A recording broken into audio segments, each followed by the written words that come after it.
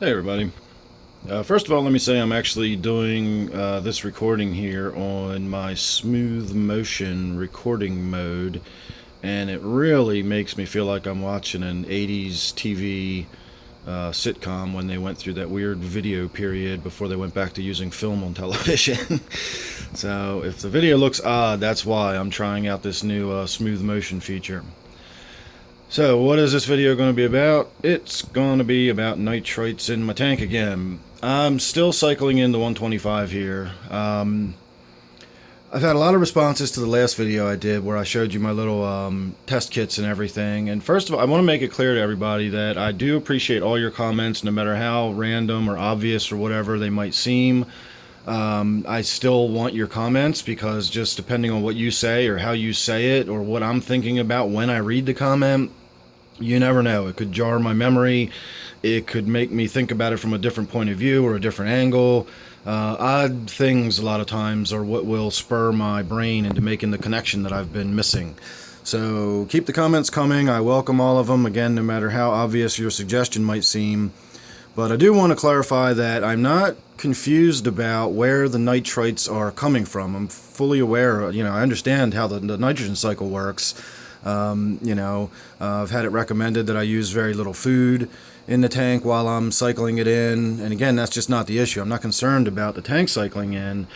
The chief source of my puzzlement is, why do I do a massive water change and then my nitrite levels are pretty much identical after that water change as they were before the water change? I've gone around and around on this with my nitrate tests as well. With my nitrate tests, I finally just sort of assumed that it was with the API test kit. The colors are so hard to distinguish that I probably was getting a reduction in nitrates. I just wasn't able to really tell with the very difficult to read API test kits. I'm now finding that I'm in the same situation with the new CChem test kit that I'm using. So either all nitrate test kits are very difficult to read, or I have some magical compounds in my tank that somehow hide from water changes and remain in my tank when the water change is over, because I swear when I test the water on the other side of the water change, I've got the same levels of nitrates, or I have a very, very minor reduction. I'll do a 50% water change and I'll get a 10% reduction in organics, and I just do not understand that. The idea that the nitrates, or in this case the nitrites, are trapped somewhere in the tank is not true. That's not how dissolved solids work. I am going to start doing a series on dissolved solids in your tank very soon. And I also want to start talking about, what's the word I'm looking for? Osmosis. I want to start discussing osmosis because I'm going to talk about a lot of things where osmosis is the driving force of it. One I'm going to talk about is the reverse osmosis water system I have, and if I want to start talking about reverse osmosis, I want to first clarify what osmosis is, and then we can talk about it in the other direction. And osmoregulation in your animals is 100% dependent on osmosis.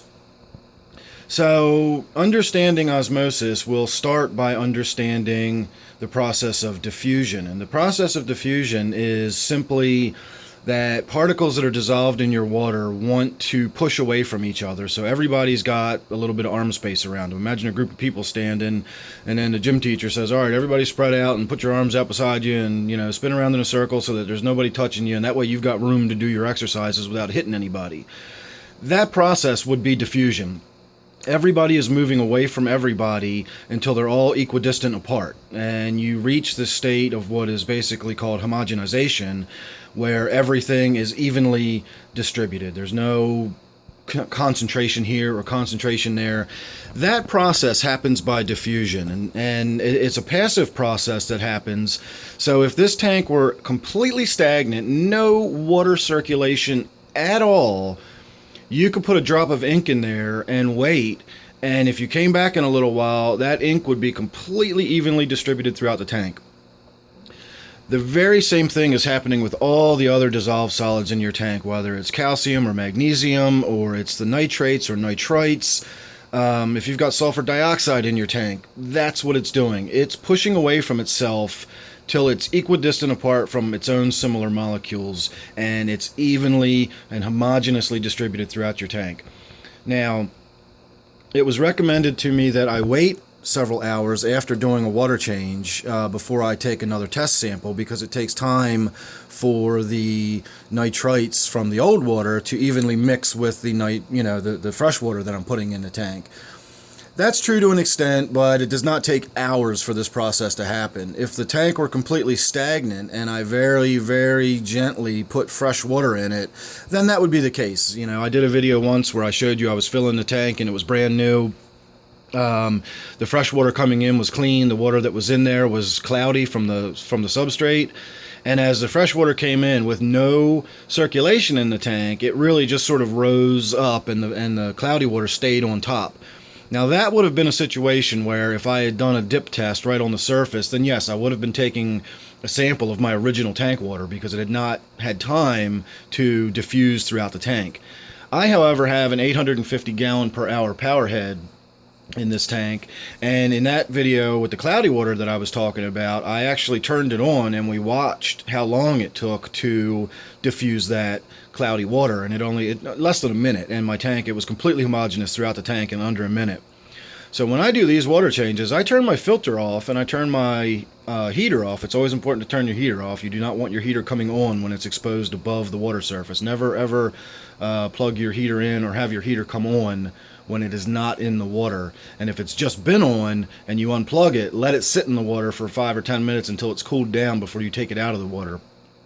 They get extremely hot in the air. They don't disperse their heat, and the glass will get so hot it'll take your skin off if you touch it, and it can shatter and everything else. So don't ever have your heater plugged in when you're doing a water change. Always unplug your heater. So I unplug my heater and my filter, but I leave that power head running because it's down in the bottom corner of the tank.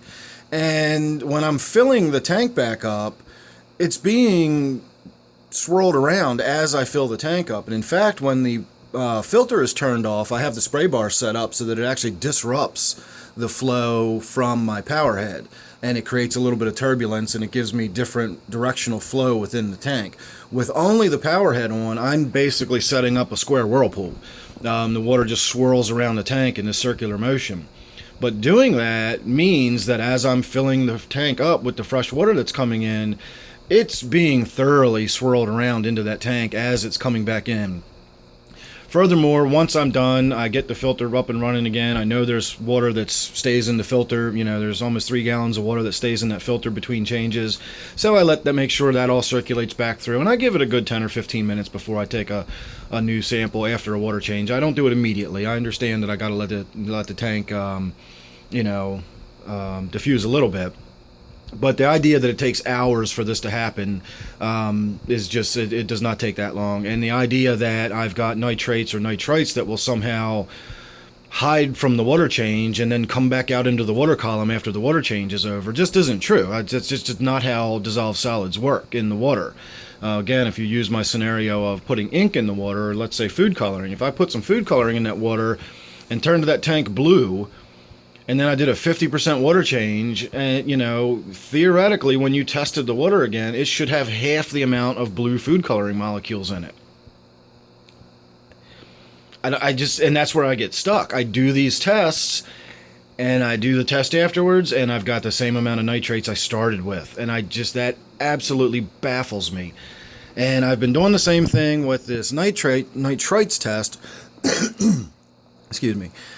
And I'm getting the same kind of results. I'm getting these, you might be able to detect a difference in color if you're like one of those people whose job it is to like pick paint colors. And, you've got a professional eye for telling the ever so slightest shades of color. Maybe there's a difference from the before and after. But as far as I can tell, if you do, I'm pulling 70 or 80 gallons of water out of this tank. I should notice a difference when I do my test afterwards. I don't understand why I'm not getting these kinds of reductions that I should get. I can say that over and over again, and that's where I kind of get stuck with these videos, is I'm flummoxed. I don't know what else to think or say other than what the hell is going on? How can I do these huge water changes and not have an impact on the damn nitrate levels? So I've been trying, on a different note, I've been trying something different with trying to get this tank cycled in. I've been doing water changes every 12 hours or so. As soon as I notice the nitrite levels are starting to climb up to about half a part per million, I do a massive water change. So I was lying in bed last night wondering, the other thing that's kind of puzzling me a little bit about this tank is why it's taking as long as it is. I'm not just waiting for this tank to cycle naturally. I've been augmenting the bacteria and everything else. This tank really should be settled down by now, and it's not quite there yet. I'm close, but I'm not there yet. And that's kind of puzzling me. So I got to thinking about it, and I've mentioned before that under my tank circumstances, my tank conditions, it takes about 36 hours for one reproduction cycle to happen within my bacterial colonies. So if I'm doing a water change every 24 hours, maybe 18 to 24 hours, I'm essentially allowing these colonies to feed and feed and feed and feed, and then right about halfway through their reproduction cycle, their life cycle, I remove a huge amount of their food source. Is that disrupting their cycle? I don't know. So last night I checked the tank and it was getting up there again, but I decided I'm gonna risk it. I'm gonna leave it as it is, and I'm gonna go to bed. I'm going to wake up in the morning, and hopefully I'm not going to come down and find any dead fish. It was a little difficult getting to sleep, I'll admit. So I decided I was going to allow the nitrites, to build up for that full 36 to 40 hours and see if that wasn't some pivotal, like all of a sudden now the things are starting to drop, the numbers are starting to come down because I allowed it that full 36 hours to complete one reproduction cycle. Well, I tried that. It's been about 40 hours. I'm still getting a slow creep. They're not accumulating very fast at this point. My water sample from last night, early this morning, about 5 hours ago, and now are all, again, that similar amount of pink that's not enough to have me sweating, but it's enough to cause concern. So basically I've lost my nerve, and I can't sit here and watch this tank knowing there's nitrites in it any longer. So I'm just going to have to do another water change. I don't know if this is going to, thwart any progress I've just made, or am I starting from scratch because I'm doing this big water change again? I don't know. I've never really had this issue with the tank. Every tank, I've never actually cycled a tank in properly. Every tank I've ever done, I've put together and then put fish in it either that day or the next day, fully stocked, and then worked it through the cycle with the fish in it. This tank, however, is a little bit different because I have an elephant nose fish in it, and I'm actually trying to cycle a tank with a fish that is known for being hypersensitive to water conditions. I mean, these fish are actually used by various governments to test the purity of water in their water systems. So I'm really throwing the dice with this fish by letting these nitrates get anywhere near noticeable levels. But again, I have to let them accumulate. I don't have a choice. They've got to accumulate. Now, the one thing I did have a choice about, and this is my bad, I will take full responsibility for this. I did not have the elephant nose fish in the tank when I set the tank up. All these fish, except for the 2 clown loaches that are in there, came from my African tank. And the reason I put them in this tank was because they needed to move. They were getting so big that they were beginning to injure themselves as they darted around the tank. They were banging into things. I had a reason to get them in this tank quickly and start forcing the cycle as opposed to just waiting and doing it right. Because this actually was the first tank I was going to cycle in properly. I was actually kind of looking forward to watching the process because I've never done it before. I've never actually watched a tank go through its full natural 6-week cycle. I forced every one of them. So in this case, when I saw the fish were starting to get injured, I said, okay, the tank had been up and running for about 2 weeks, but I said, it's too, I got to do it. I can't wait any longer.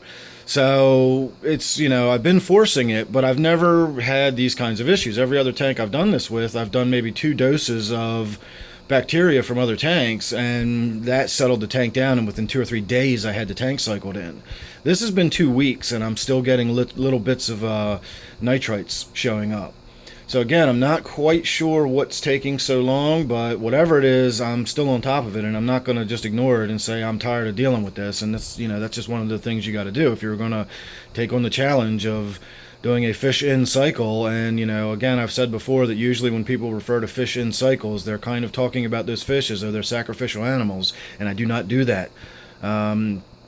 I won't even buy like some feeder guppies to throw in a tank. That's completely unnecessary. If you're cycling in a tank, you do not need to put fish in it to provide ammonia source. That's silly. You don't need to kill animals or make animals suffer through harsh conditions in order to get a tank cycled in. I'm trying to get a tank cycled in without putting my fish through harsh conditions. That's why I'm doing these daily massive water changes. That's why I'm testing the water every 4 to 8 hours. But that's also why I'm slowing this process down, apparently. Even though I'm trying to force it, I'm also slowing it at the same time. So again, this isn't a point to this video really. I'm just getting frustrated, and like I said, I'm flummoxed. I don't understand what's going on. So I've got a water sample from last night. I've got a water sample from early this morning. I'm going to do another water sample after this test, and then I'm going to do one more later tonight, and then I'm going to do a couple control tests.